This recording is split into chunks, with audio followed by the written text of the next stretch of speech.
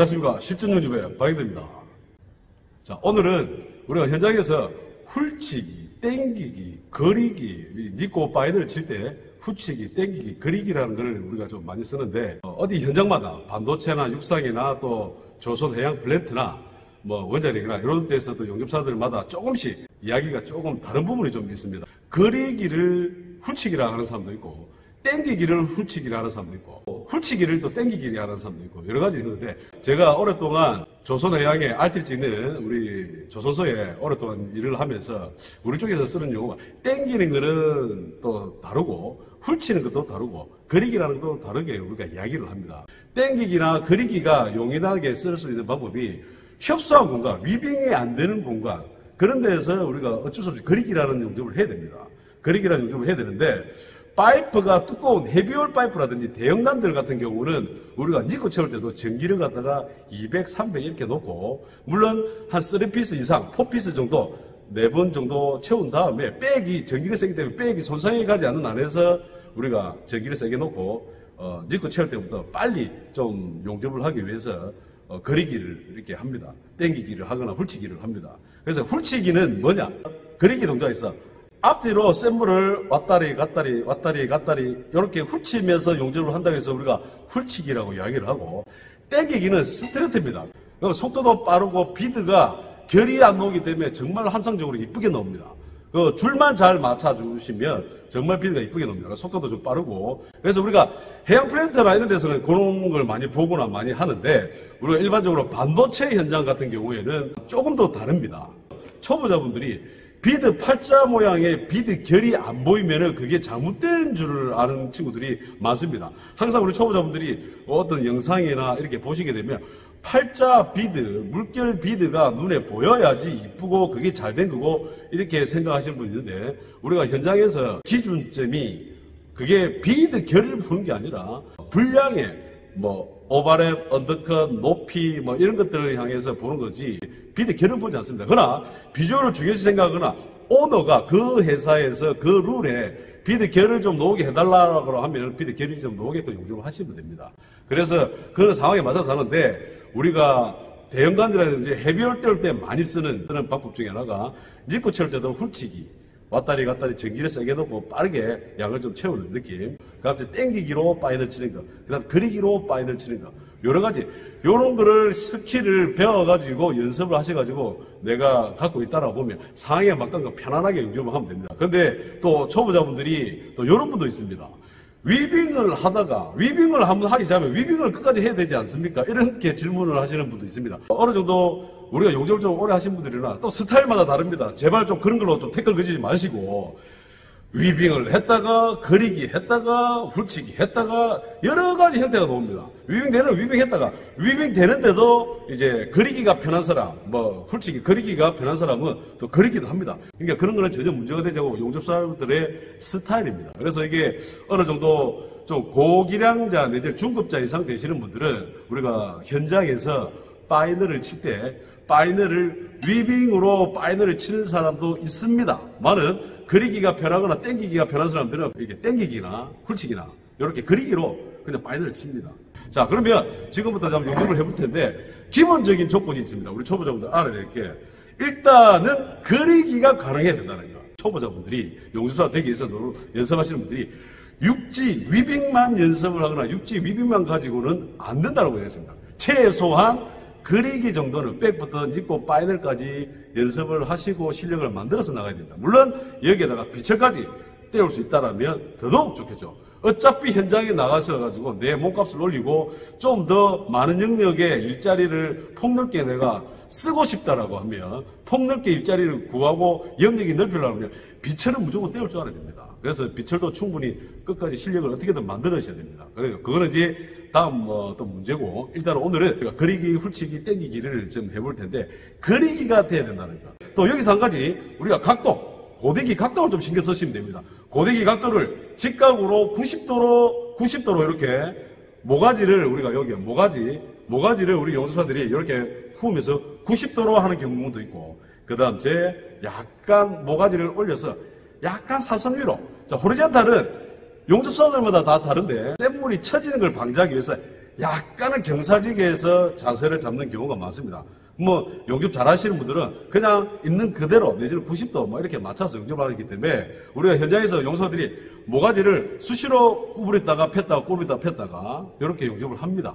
자, 먼저 훌치기 동작입니다. 훌치기. 샘물을 만들어서 앞으로 왔다 갔다 왔다 갔다 왔다 갔다 하면서 전진하는 게 훌치기입니다. 앞으로 왔다 갔다 이렇게 훌친다고 해서 앞으로 왔다 갔다 앞으로 왔다 갔다 앞으로 왔다 갔다 앞으로 왔다 갔다 앞으로 왔다 갔다 앞으로 왔다 갔다 이렇게 사사 앞으로 왔다 갔다 앞으로 왔다 갔다 이게 훌치기라고 우리가 이야기를 합니다.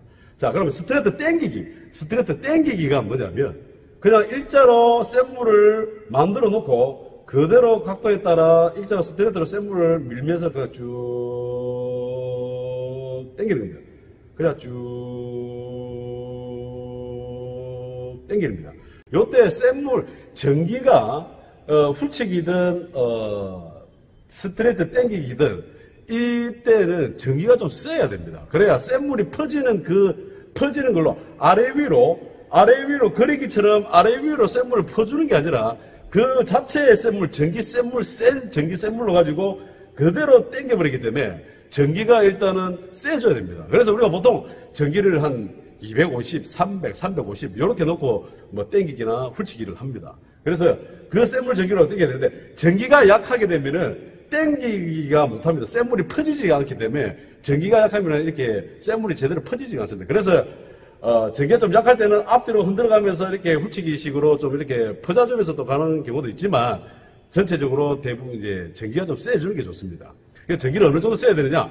본인들이 연습을 한번 해보시고 한 뭐 180에서 200, 200에서 250 이렇게 나와보면서 조금씩 자신감을 가지실 수 있도록 합니다. 몇 번씩 해보다 보면 전기가 세면 셀수록 뭐 400 이상은 넘어가시지 말고 전기가 좀 세면 셀수록 속도도 좀 빨라지고 샘물이 잘 퍼지기 때문에 제대로 좀 자신감이 생기면 전기가 저절로 좀 세집니다. 그래서 그걸 연습을 좀 하시고 그 다음에 그리기는 위빙을 하는 것처럼 그리기로 위빙을 합니다. 아래 위로 갑니다. 아래 위로 해서 비드를 결을 만들어주는 게 우리가 또 그리기로 이제 파이널을 친다. 그리기로 용접한다. 그래서 그리기는 아래 위로 원을 그리는 사람도 있고 약간 사선으로 갔다가 올라갔다 사선으로 갔다 여러 가지 형태입니다. 그러나 기본적인 거는 아래 위로 올라간다는 거. 아래 위로 이제 올라간다는 거. 아래 위로 이렇게 비드 결을 만들어줍니다. 요게 이제 그리기고, 그러니까 그리기는 전기가 조금 약하겠죠. 우리가 파이널 비드 전기로, 원래 위빙하는 파이널 비드 전기로 맞추시면 되고, 그 다음 스트레이트 땡기기, 훌치기는 전기가 좀 많이 좀 세게 해놓고 우리가 용접을 합니다. 요때 또 각도가 중요합니다. 각도가. 자, 그리기를 할 때, 땡기기 할 때, 그리기 할 때, 각도가 앞으로 전진하면서 점점 이렇게 누워버리면 안 됩니다. 점점 이 누워버리면 샘물 자체, 전기도 워낙 세대다가 샘물 자체가 멀리 가기 때문에 불꽃이 들리겠는데 손가락에 불꽃이 와야 잡는 손가락에 다 갈 것이고 물이 멀어집니다. 멀어지기 때문에 용접 물 자체가 퍼져버리거나 하기 때문에 비대가 이쁘게 나오지는 않습니다. 그래서 각도를 좀 유지시게 45도 각도나 90도 각도로 유지를 해가지고 그대로 이 각도를 좀 유지를 해줍니다. 그래서 제일 좋은 방법이 손등을 약간 덮으면서 손등을 덮으면서 각도를 유지시켜줍니다. 앞뒤로 훌치기를 하더라도 이렇게 각도를 조금씩 유지를 시켜줍니다. 각도를 유지를. 자, 스트레이트 할 때도 각도를 유지시켜줍니다. 유지. 땡기기나 훌치기나 그리기는 줄이 삐딱삐딱하게 노는 것만 방지하시고 줄만 잘 맞추시면 됩니다. 자, 이 방법으로 해서 오늘 용접을 지금 한번 해보도록 하겠습니다.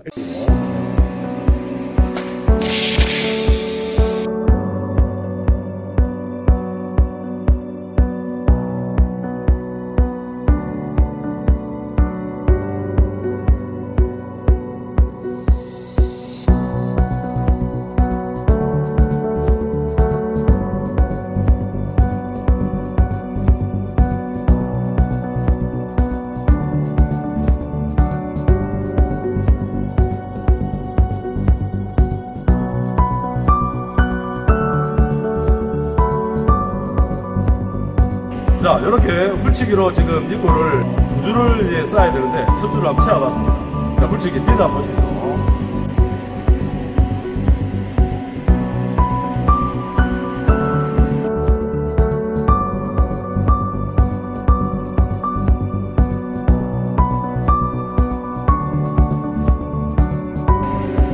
자, 이번에는 당겼습니다. 스트레이트 땡기기 비드입니다. 땡기기 비드는 결단을 그대로 땡기기 때문에 비드 결이 안 보입니다. 비드 결이.